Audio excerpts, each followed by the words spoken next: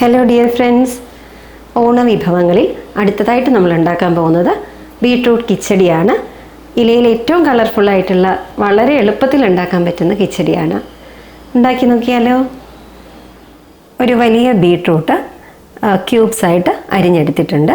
ഇത് നമുക്ക് കുറച്ച് വെള്ളവും ഉപ്പും ചേർത്ത് വേവിച്ചെടുക്കാം. ഒന്നുകിൽ നിങ്ങൾക്ക് കുക്കറിൽ വയ്ക്കാം, 1 വിസിലോ 2 വിസിലോ ആകുമ്പോൾ വെന്ത് കിട്ടും. ഇല്ലാന്നുണ്ടെങ്കിൽ പാനിൽ വെച്ചും വേവിച്ചെടുക്കാം. ബീട്രൂട്ട് വേവിച്ചെടുത്തിട്ടുണ്ട്.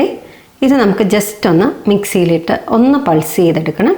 ഒരുപാട് അരയേണ്ട, ഒരു തരിതരിപ്പായിട്ട് അരച്ചെടുക്കാം. വെള്ളം അധികമായി പോകരുത്, കൂടുതലും പീസസ് മാത്രം, ചെറിയ ഒരു 1-2 സ്പൂൺ വെള്ളം മാത്രമേ പാടുള്ളൂ, അല്ലെങ്കിൽ കിച്ചടി വെള്ളമായി പോകും. ഇത് നമ്മൾ അരച്ചെടുത്ത് കഴിഞ്ഞു. ഇനി ഇതിലേക്കുള്ള അരപ്പ് റെഡിയാക്കി എടുക്കാം.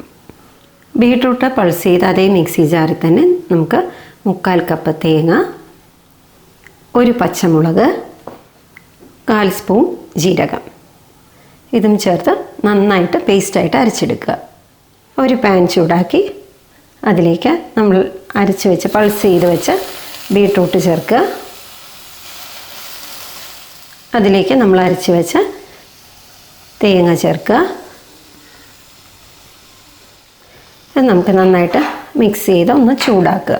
ചെറിയ തീയിലൊന്ന് ഇളക്കി കൊടുക്കുക, അധികം തിളപ്പിക്കണ്ട. ഇതിലേക്ക് നമ്മൾ 1/2 കപ്പ് തൈര് മിക്സിയിലൊന്ന് അടിച്ചെടുത്തിട്ട് ഇതിലേക്ക് ചേർത്ത് കൊടുക്കാം. ഇത് നമുക്ക് നന്നായിട്ട് ഒന്ന് മിക്സ് ചെയ്ത് കൊടുക്കാം. ബീട്രൂട്ട് കിച്ചടി ഏകദേശം റെഡിയായി. ഇനി നമുക്കൊരു താളിപ്പും കൂടെ കൊടുക്കാനുണ്ട്. പാനിൽ എണ്ണ ഒഴിച്ച് കടുക്,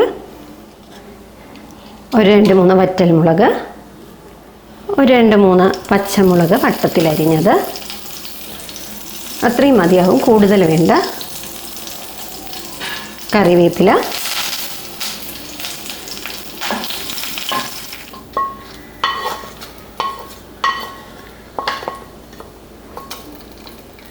അങ്ങനെ ബീട്രൂട്ട് കിച്ചടി റെഡി ആയിട്ടുണ്ട്. വളരെ ഈസിയാണ് ഉണ്ടാക്കാൻ. എല്ലാവരും ഈ ഓണത്തിന് ഒന്ന് ട്രൈ ചെയ്ത് നോക്കണേ. ചാനൽ ഇഷ്ടമായ ലൈക്ക് ചെയ്യണം, ഷെയർ ചെയ്യണം, സബ്സ്ക്രൈബ് ചെയ്യണേ. Thank you so much.